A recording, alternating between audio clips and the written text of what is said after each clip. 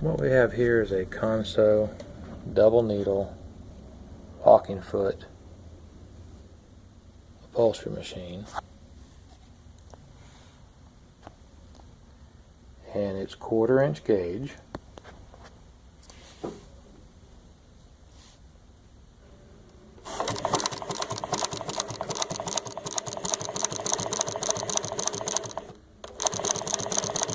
It's got a servo motor on it, so you can go fairly slow on it. It's got a nice consistent stitch. It is set up for a maximum stitch of 7 stitches per inch. And of course you can go all the way down to darting if you wanted to. Nice smooth action.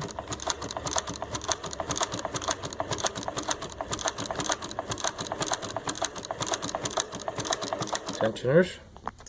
It has reverse right here, so you can do your back tack.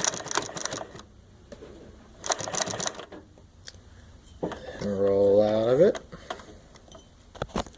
Lift the foot. Roll out of the. That didn't hurt.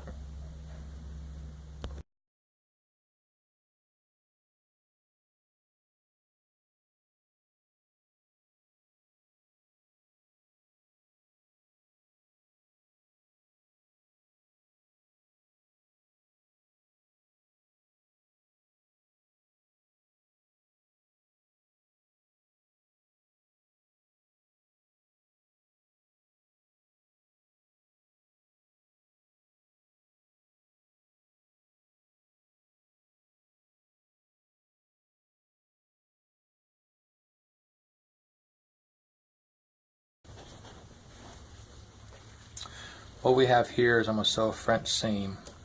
I've already done the first closing stitch. I'm going to open it up,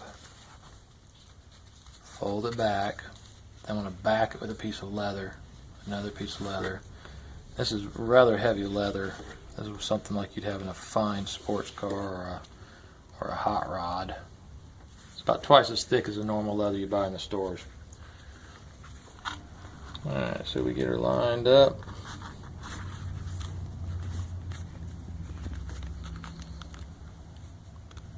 Put the foot down.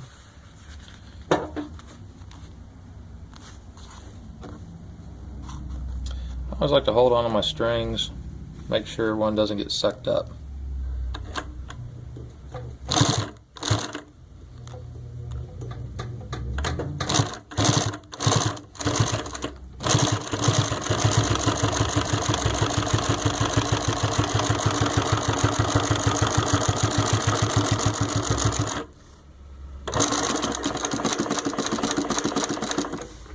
Sew off of it, and that gave us a 1/4 inch. Now remember, I'm using 2 different color threads so we can see what we're doing. Gives you a 1/4 inch seam that's backed with another piece of leather, so you got a real good tight seat corner right there. And that will not pull apart for years. That's a strong seat cover.